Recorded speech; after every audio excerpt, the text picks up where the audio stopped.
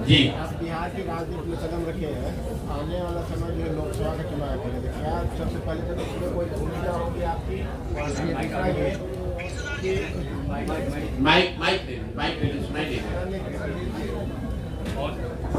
मेरा ये कहना है कि आने वाले वर्ष में आप जो बिहार की राजनीति में कदम रखे हैं, लेकिन आने वाला वर्ष जो है 2024 में वो लोकसभा चुनाव है, तो उसमें आपकी कोई भूमिका होगी?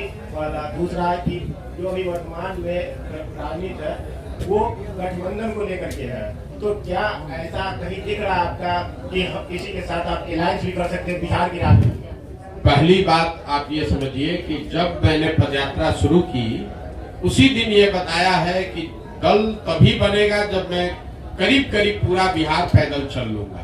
तो लोकसभा से पहले तो अभी हम आधा बिहार ही कर पाए हैं, 2 4 5 जिला और कर लेंगे। तो लोकसभा से पहले जन स्वराज दल बनने की संभावना तो मैं नहीं देखता हूँ। लेकिन अगर लोग ये चाहते हैं कि वो चुनाव लड़े, जो लोग जन स्वराज परिवार से इस परिकल्पना सोच से जुड़ रहे हैं, और अगर वो तय करते हैं कि चुनाव लड़ा जाए तो उन जगहों पर चुनाव लड़ सकते हैं।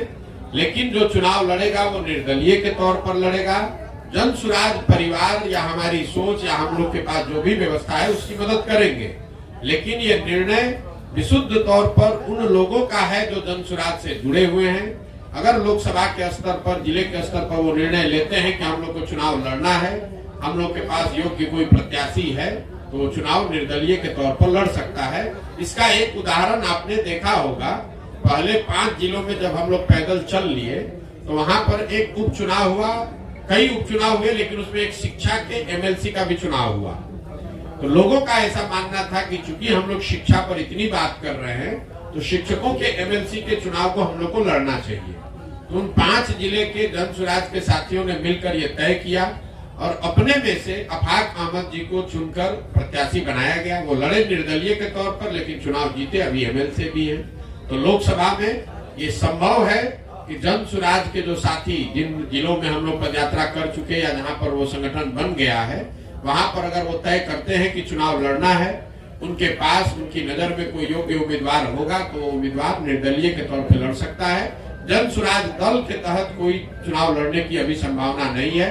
दल तभी बनेगा जब मैं पूरे बिहार की या ज्यादातर बिहार की पदयात्रा पूरी कर लूंगा। दूसरा आपने कहा गठबंधन की, तो कोई संभावना नहीं है, इसको लिख लीजिए बिल्कुल बोल्ड शब्द में। ये जन स्वराज की जो पूरी परिकल्पना है, इसमें कोई गठबंधन की संभावना किसी तरह की, किसी दल किसी व्यक्ति से है ही नहीं।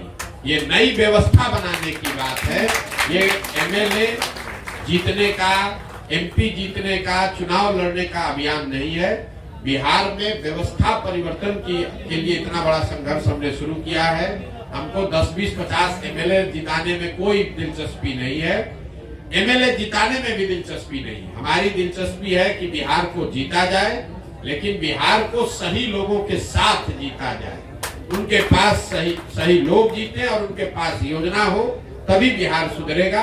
और जो हमारी अपनी समझ है कि जो अभी तक हमने देखा है 16 महीनों में, अभी तक जो मुझे दिख रहा है, जब ये दल बनेगा तो बिहार की जनता तैयार है। या तो वो इस दल को अर्श पे बैठाएगी या फर्श पे रखेगी, या तो जन स्वराज को 0 सीट आएगा या इतना सीट आएगा कि आप उसको गिन नहीं पाइएगा। इसलिए गठबंधन की कोई जरूरत भी नहीं है। ये संभव है कि सारे प्रयास के बावजूद जनता इससे इत्तेफाक न रखे, लेकिन अगर इत्तेफाक रखेगी तो ये मॉडल ही ऐसा है कि इसमें या तो आप पूरा ही आपका है या नहीं तो कुछ भी आपका नहीं है। लेकिन आपने शायद एक अगला सवाल से जो है, आपने एक इंटरव्यू में बताया है कि आपकी विचारधारा जो कांग्रेस से मिलती जुलती मेल खाती है, तो क्या ये इंडिकेट है कांग्रेस के लिए आप खुला रास्ता? बिल्कुल। आप देखिए, जो मैंने कहा है उसको फिर से दोहरा देता हूँ। उन्होंने पूछा आपकी विचारधारा क्या है, तो मैंने कहा कि मेरी विचारधारा, हम गांधी को लेकर चल रहे हैं और हर दिन अपने भाषणों में भी कहते हैं कि पूरा ये जो जन स्वराज है, ये आजादी से पहले, आज की कांग्रेस नहीं, आजादी से पहले जो कांग्रेस की व्यवस्था थी, उस व्यवस्था को पुनर्जीवित करने का प्रयास है। जहां दल जो है वो किसी व्यक्ति विशेष का ना हो, किसी जाति का ना हो, किसी परिवार का ना हो। आजादी से पहले जो कांग्रेस थी वो किसी परिवार की पार्टी नहीं थी, वो किसी जाति विशेष की पार्टी नहीं थी, वो उन सब की का दल था जो बिहार, जो राज्य, जो देश को आजाद करना चाहते थे। तो जन सुराज उस सोच से प्रेरित है कि बिहार में वो दल बने, हर वो व्यक्ति जो बिहार के पिछड़ापन से, गरीबी से, बदहाली से परेशान है, वो इसमें जुड़े और जुड़कर बिहार में परिवर्तन के लिए प्रयास करें। हम वो विकल्प बना रहे हैं और विचारधारा के आधार पर निश्चित तौर पर अगर आप महात्मा गांधी को लेकर चले हैं तो मैंने ये कहा कि आप कांग्रेस जिस विचारधारा को रिप्रेजेंट करने का दावा करती है, मेरी विचारधारा वही है। वो कर पा रहे हैं कि नहीं कर पा रहे हैं उनका मामला है, हम कांग्रेस में नहीं है। हमारी विचारधारा वो है जो महात्मा गांधी की विचारधारा कांग्रेस में थी, उसी विचारधारा को लेकर चल रहे हैं और उसी को आप कह रहे हैं कि कांग्रेस के लिए दरवाजा नहीं खोल रहे हैं। वो विचारधारा ही हम कह रहे हैं कि हमारी वही विचारधारा है। महात्मा गांधी की जो विचारधारा थी, उसी विचारधारा से प्रेरित होकर इस व्यवस्था को बनाने का प्रयास है और उसी विचारधारा को कांग्रेस या उनके साथी दल उस विचारधारा का प्रतिनिधित्व होने का दावा करते हैं। उस नजरिए से आप कह सकते हैं कि मेरी विचारधारा उनसे मिलती जुलती हो सकती है या उनके करीब हो सकती है।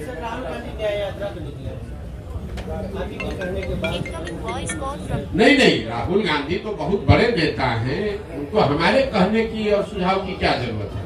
वो पहले भारत जोड़ो यात्रा उन्होंने किया है और शायद अभी बस से पद यात्रा तो नहीं करेंगे, जो अभी कल हम लोगों ने मीडिया में पढ़ा, शायद अब वो बस से या गाड़ी से पूरब से पश्चिम एक यात्रा कर रहे हैं। तो मुझे मेरी ओर से उनको शुभकामना है, मैं उसमें क्या कह सकता हूँ। अभी आपने प्रश्न कहा कि हम चुनाव में लड़ेंगे, मैंने ये नहीं कहा। जो लोग ही लड़ेंगे, मैंने देखिए बात की, आप लोग बात को इधर से उधर घुमा देते। मैंने कहा कि जब जन सुराज दल लोकसभा से पहले है नहीं, तो जन सुराज दल तो चुनाव लड़ नहीं सकता है। लेकिन जन सुराज से हर जिले में जहां पदयात्रा हुई है, ये संख्या आपको बता दूं, करीब 55 से 60 हजार लोग इस परिकल्पना से जुड़कर इस दल को बनाने वाला बनना चाहते हैं। तो हमने उनको ये कहा है कि अगर आप जन सुराज से जुड़े हैं, आप 60 हजार लोग बैठ के निर्णय लीजिए कि दरभंगा में चुनाव लड़ना है कि नहीं लड़ना है।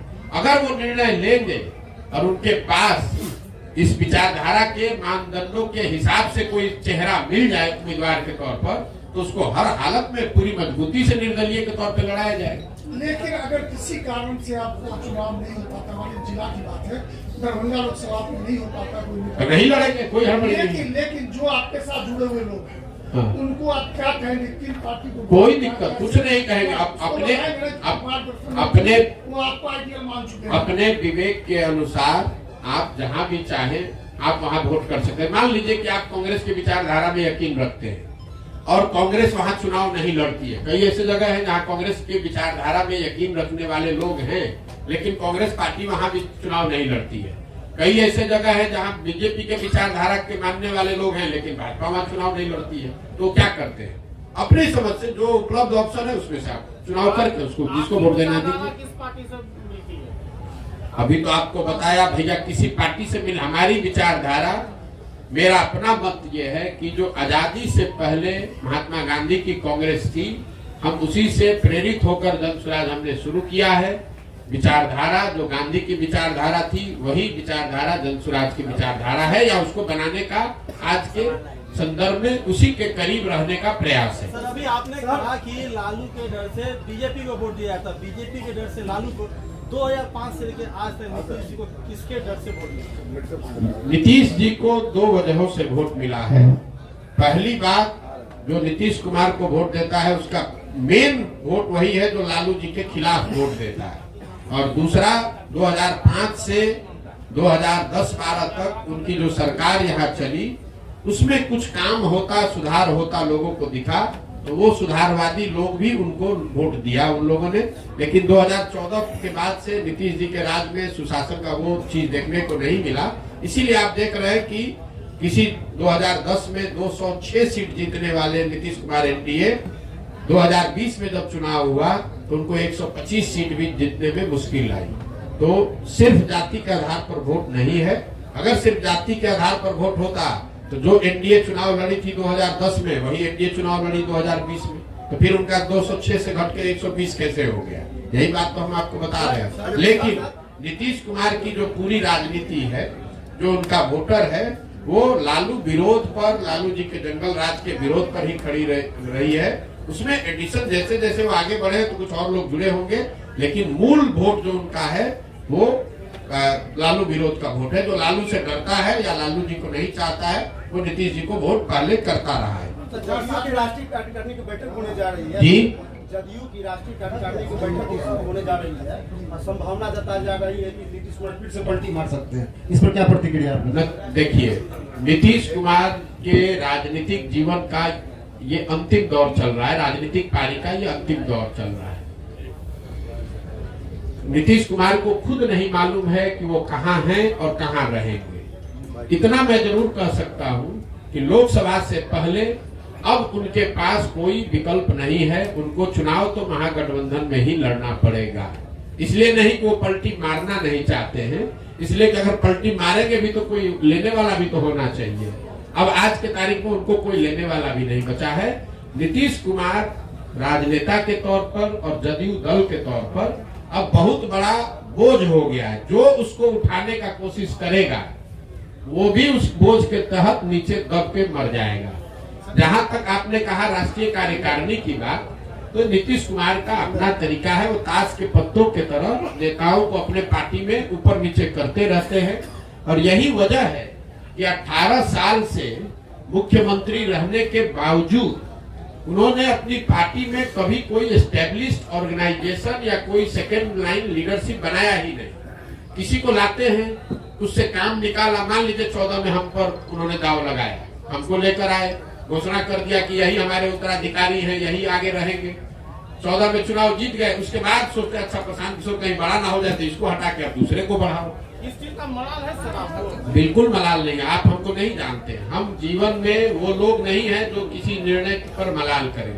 हमारे माता पिता और हमारे गुरुओं ने सिखाया है कि जीवन में जो आप काम करते हैं उसके अगर उसमें आपको कुछ गलती हो जाए तो उससे दो रास्ते आपके पास है। एक, आप अपने निर्णय और अनुभव के आधार पर सीख सकते हैं, सीख कर आगे जीवन में गलती न करें ये कर सकते हैं, या उसका मलाल कर सकते हैं। हम मलाल करने वाले लोग नहीं हैं। एक बार नीतीश कुमार ने अगर धोखा किया, उसके बाद नीतीश कुमार चाहे 20 बार हमारे पास आ गए, कितनी बार बात कर ली, कितने संदेश भेजवा दिए, हमने कह दिया कि अब फिर सियार सर्कुल के नीचे नहीं जाएंगे। हमको चाहे 1 बरस लगे कि 10 बरस लगे, अब नीतीश कुमार के साथ जाने का कोई सवाल नहीं है। नीतीश कुमार जब महागठबंधन बनाए, इस बार आपको पता चला जब बनाए तब हमको आकर मार्च में 6 महीना पहले आकर सबसे पहले हम ही से सलाह किया कि भाई अब महागठबंधन बनाना चाहते हैं, आप इधर आ जाइए। आप तो भाजपा के खिलाफ हमारी मदद करना चाहते थे। उस समय भी हमने कहा कि हम नहीं मिलेंगे, अब नहीं आ सकते हैं, आपको जो करना है वो कीजिए, हम अपनी नई व्यवस्था ही बनाना चाहते हैं। अरे प्रशांत किशोर जी, मेरा एक सवाल है जी कि आपने अभी अपने ही माना इस बात को कि बिहार में जाति के आधार पे लोग वोट देते हैं। जाति भी एक आधार है। जाति भी आधार जी। है। कुछ लोग भाजपा के विरोध में आरजेडी को वोट देते हैं जी। कुछ लोग आरजेडी के विरोध। क्या लगता है जिस तरह से आप घूम रहे हैं, बहुत राह आसान है आपके लिए बिहार में जिस विजन को लेकर आप चले हैं? मेरे भाई ऐसा है, हम आसान राह वाले लोग नहीं। 2010-11 में हम अगर दरभंगा में आकर आपको ये बताते कि मैं कोई चुनाव प्रबंधन रणनीतिकार के तौर पर काम शुरू कर रहा हूं, जिसमें देश भर के दल और नेता हमसे आकर सलाह, हम जैसे लोगों से आकर सलाह लेंगे और अपना चुनाव लड़ेंगे और चुनाव हराया जिताया जा सकता है, तो पत्रकार के नाते या नागरिक होने के नाते आप क्या करते? हंसते या फिर कहते अच्छा करके देखिए, इससे तो कुछ हो नहीं सकता है। जो पहले से नेता है वो आपसे सलाह क्यों लेगा? लेकिन 10 वर्ष में उस चीज को हमने प्रमाणिक तौर पे करके दिखाया। मान लीजिए कि हमने भाजपा की मदद की, वो जीते। कुछ लोगों ने माना हाँ भाई इनमें दम है, कुछ लोगों ने कहा भाई इनका क्या था, तो मोदी जी का दम था। फिर जब 2015 में भाजपा को यहाँ हरा दिया तो कुछ और लोगों ने माना कि नहीं भाई कुछ तो ये लड़का जरूर जानता है।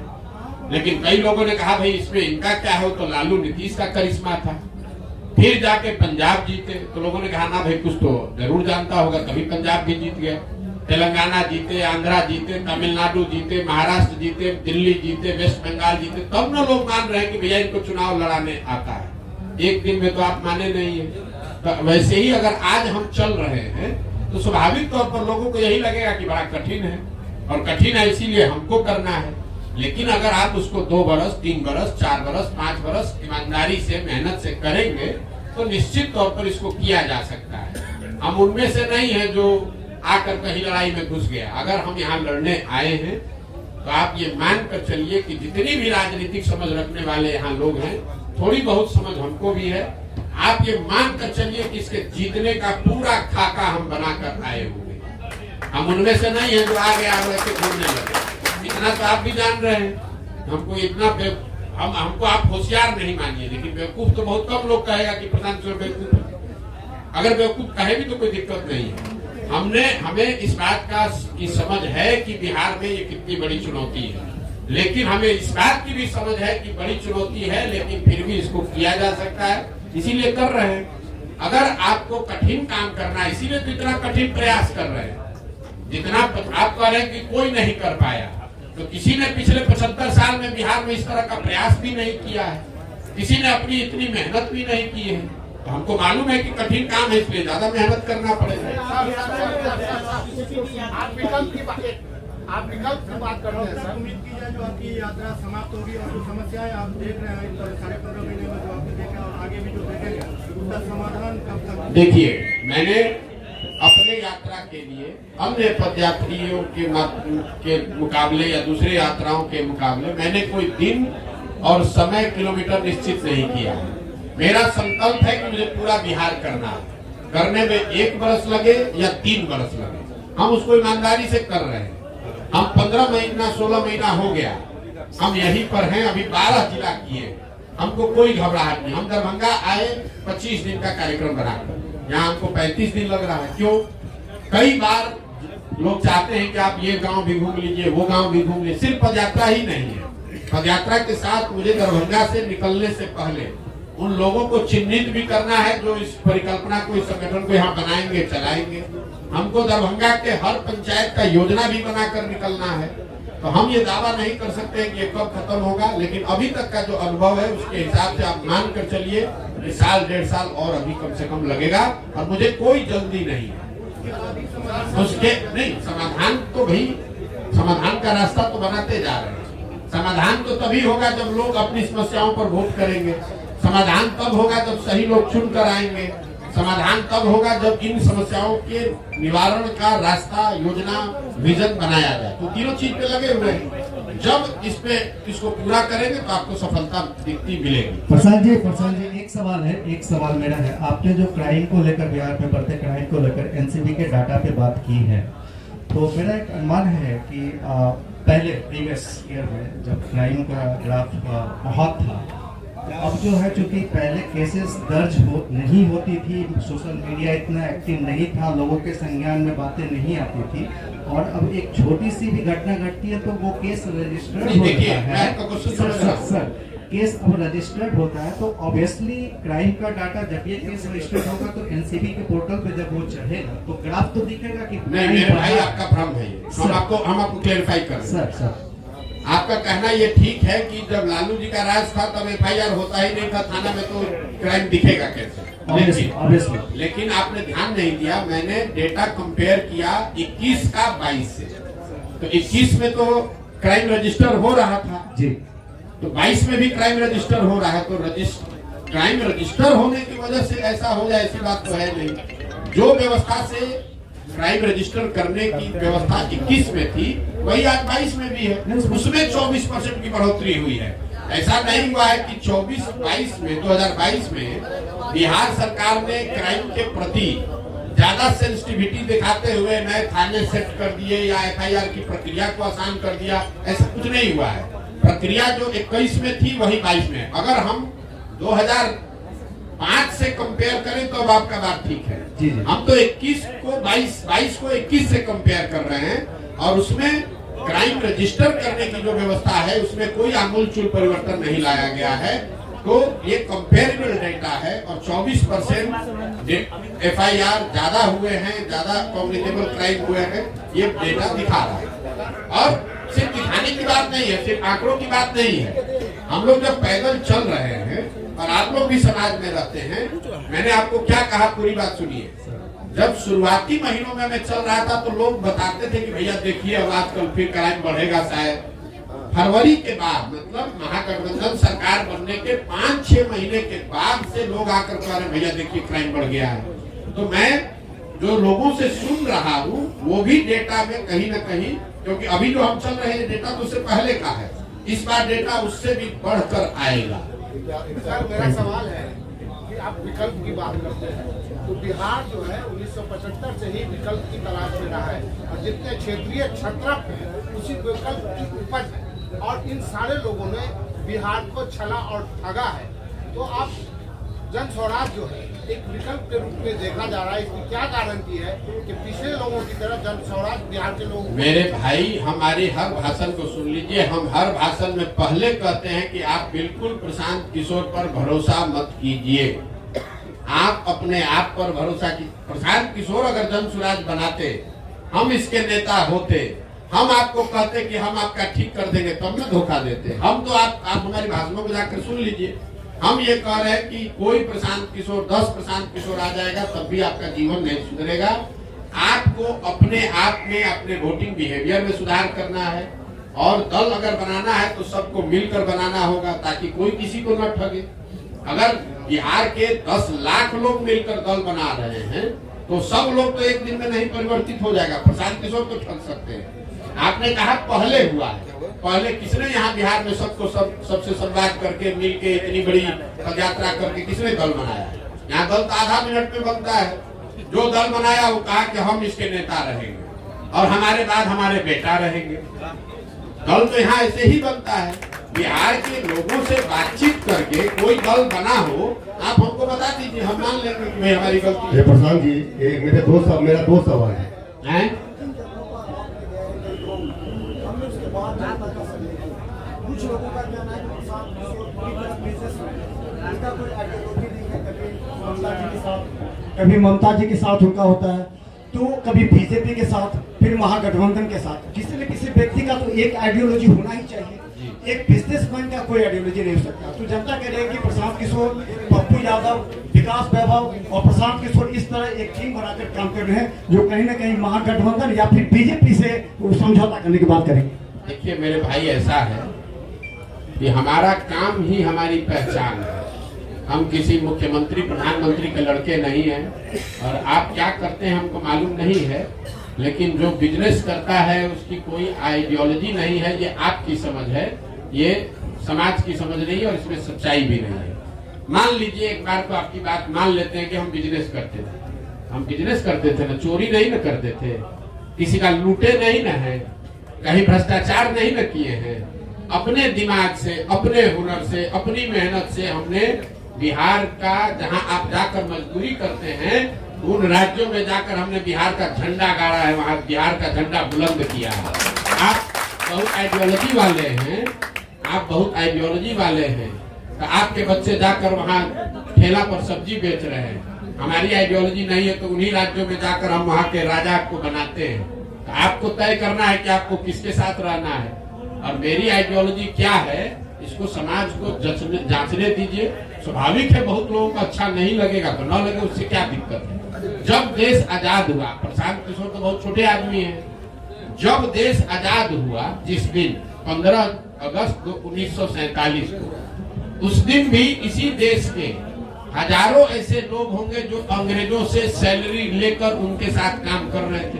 उनको तो महात्मा गांधी पर भरोसा नहीं था, उनको देश की आजादी पर भरोसा नहीं था। तो ये तो समाज है। कभी 100% लोग तो आपसे, समाज में 100% लोग तो आपकी बात से सहमत नहीं होंगे। हम अपना काम कर रहे हैं, लोग सहमत हो न हो ये उनकी पीड़ा है, उनकी समझ है, हमें उसकी ज्यादा चिंता नहीं है।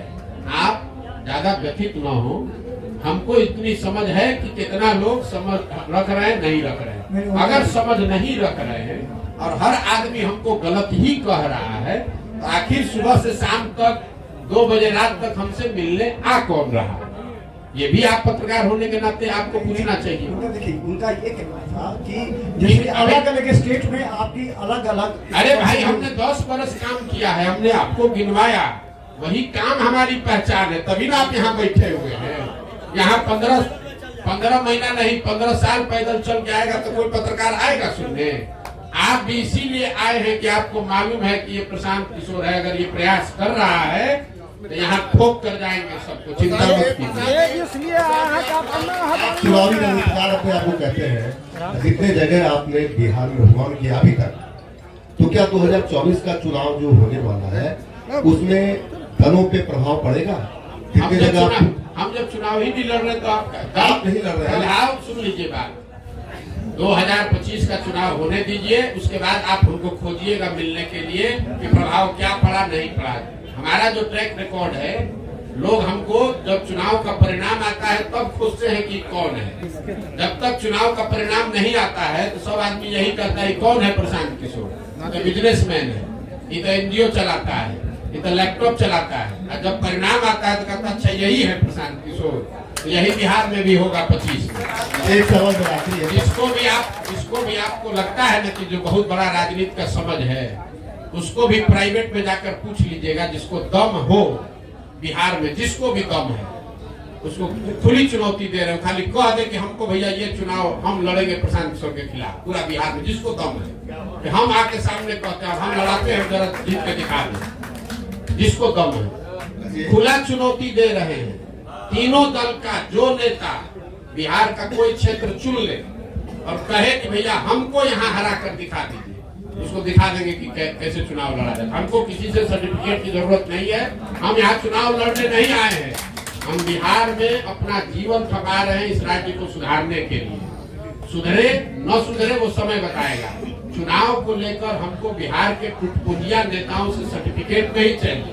ये बिहार में जो लोग नेतागिरी करते हैं, इनके जो आका है उनकी जब गाड़ी फंसती है तो हमसे सलाह लेने आते हैं। अब उनको हम बताएंगे चुनाव कैसे लड़ा जाएगा, ये हमको बताएंगे। पप्पू यादव जी ने आरोप लगाया है। चलिए छोड़िए, आगे बढ़िए। मेरा एक प्रश्न, एक तरफ रामलला की मूर्ति का 22 तारीख को 22 तारीख को अयोध्या में मंदिर निर्माण है, दूसरे राहुल गांधी यात्रा निकाल रहे हैं। कई लोग ऐसे नेता जो महाकाली के ऐसी स्थिति में प्रशांत किशोर जो भोजन के बहुत नजदीक होते हैं, साथ ही साथ हर चीज को जानते हैं, क्या कहेंगे? मंदिर निर्माण और एक तरफ यात्रा, वोटर भी कर और नेता भी कर। अरे ये कंफ्यूज आप लोग हैं। राम मंदिर का उद्घाटन चुनाव में बहुत बड़ा मुद्दा नहीं है।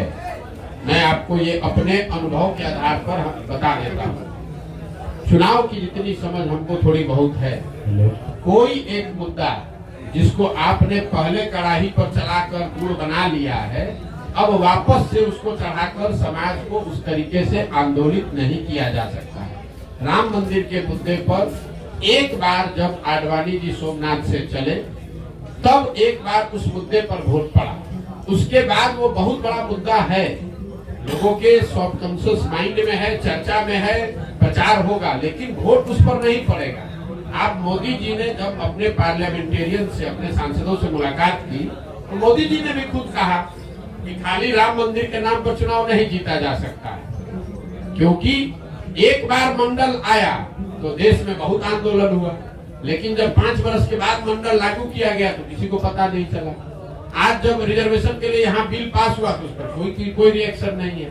तो समाज की इतनी समझ रखिए, काठ की हांडी या अच्छी हांडी, आप एक ही चीज को बार बार नहीं चला सकते हैं। जन आंदोलन हुआ अन्ना के समय में लोकपाल को लेकर, आज आपको लगता है कि जन लोकपाल के नाम पर आंदोलन फिर से हो सकता है? उस समय हुआ, पूरा देश अन्ना के साथ जन लोकपाल के नाम पर खड़ा हुआ। आज अगर अन्ना भी आ जाए, जन लोकपाल फिर से लेके बैठ जाए तो भी कोई नोटिस नहीं लेगा। तो राम मंदिर का उद्घाटन बहुत बड़ी घटना है, उसकी चर्चा होगी, बीजेपी उसका प्रचार प्रसार भी करेगी, उसका लाभ लेने का कोशिश भी करेगी, लेकिन वोट उस पर बहुत ज्यादा प्रभावित उसकी वजह से नहीं हो, दूसरी वजह से लोग वोट भले दे दे, वो अलग बात है। राम मंदिर का निर्माण एक घटना बहुत बड़ी घटना है, उसका उद्घाटन बहुत बड़ी घटना है। हाँ सर, राम मंदिर का निर्माण नहीं, बात घुमाते बहुत है। राम मंदिर का उद्घाटन एक बड़ी घटना है, लेकिन उस घटना का वोट पर सीधा प्रभाव नहीं पड़ेगा। आप जाकर यहाँ पूछ लीजिए जो भाजपा को वोट दे रहा है कि वोट आप इसलिए दे रहे हैं कि 22 तारीख को उद्घाटन है, कि वोट आप इसलिए दे रहे हैं कि मोदी जी नेता है। तो ज्यादातर लोग कहेंगे कि हम वोट मोदी की वजह से दे रहे हैं। ये नहीं कहेगा कि 22 तारीख को उद्घाटन है इसलिए हम कम्युनिस्ट पार्टी के वोटर थे, क्योंकि 22 को उद्घाटन है तो हम भाजपा को देने लगेंगे। ऐसा लोग नहीं मिलेगा। हाँ सर, दिख रहा है प्रशांत, मोदी को टक्कर देने वाला विपक्ष में कोई दिख रहा है चेहरा आपको? मेरे भाई एक चीज मैं आपको बता दूं, देश में विपक्ष कभी कमजोर नहीं होता है, विपक्षी पार्टी कमजोर हो सकती है। जो मोदी जी महामानव बताए जा रहे हैं, इनको कोई नहीं हरा सकता है।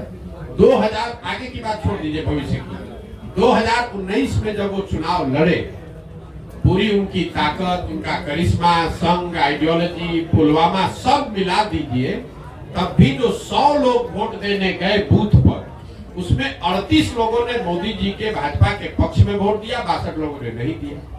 तो 62 लोग ज्यादा है कि 38 ज्यादा है? तो इस देश में विपक्ष कभी कमजोर नहीं है। ये जरूर है कि विपक्ष का जो दल, विपक्ष की सेंटिमेंट को रिप्रेजेंट करने वाले जो दल है वो कमजोर हो सकते हैं। इसलिए आप गांव देहात में घूमते हैं तो ऐसा नहीं है कि हर गांव में लोग जय जयकारा कर रहा है कि भैया भाजपा आ गई, हमारा जीवन बदल गया। लेकिन फिर भी जाकर वो वोट इसलिए दे सकता है कि उसको लगता है कि राहुल गांधी के मुकाबले तो फिर भी ये ठीक है, या लालू यादव के मुकाबले फिर भी ठीक है, इसलिए लोग वोट देते हैं। चेहरा कोई नहीं है।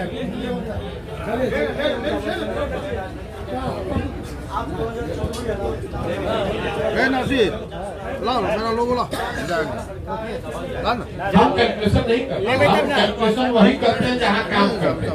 हम बंगाल में काम कर रहे थे, हमने बंगाल का कैलकुलेशन बताया। नहीं, हम कुछ आइडिया वाले नेता नहीं है। हम जो बोलेंगे बिहार के नजरिए से आपको बोल देते हैं, आप इसको हेडलाइन ले लीजिए। बिहार में लोकसभा चुनाव में जदयू को, इस बात को ध्यान रखिए, अभी महागठबंधन नहीं कह रहे हैं, जदयू को 5 सीट भी नहीं आएगा। और अगर आ जाए तो हमारी गर्दन पकड़ लीजिएगा। 5 सीट भी नहीं आएगा। और लोकसभा चुनाव के बाद जदयू एज ए राजनीतिक दल का विघटन शुरू हो जाएगा। हम उन बातों पर टिप्पणी नहीं करते हैं जिसका हमको सीधा अनुभव नहीं है। बंगाल पर हमने टिप्पणी की क्योंकि बंगाल में हम काम कर रहे थे और ठोक कर कहा कि भाजपा को 100 विधायक नहीं आएगा, 77 आया। देश भर का लोग कह रहा था 200 आएगा। तो यहाँ बिहार के नजरिए से आपको कह देते हैं जदयू को 5 सीट नहीं आएगा। 1 आए, 2 आए, 5 पार हो जाए तो आप हमारा गर्दन पकड़ लीजिएगा, बिहार की जनता के सामने खड़ा होकर माफी मांगिए। क्या नहीं नहीं, अरे टूट कुछ नहीं होता है। अभी नीतीश कुमार मुख्यमंत्री के कुर्सी पर है, टूट तो नीचे से अंदर पूरी हो गई है। अब चूंकि सत्ता में वो बैठे हुए हैं तो लोग उनके साथ चिपका हुआ है। लोकसभा तक इंतजार करेगा, लोकसभा का रिजल्ट आएगा, उसके बाद उस दल का विघटन शुरू हो जाएगा। क्या इससे फर्क पड़ता है कौन रहेगा कौन हटेगा?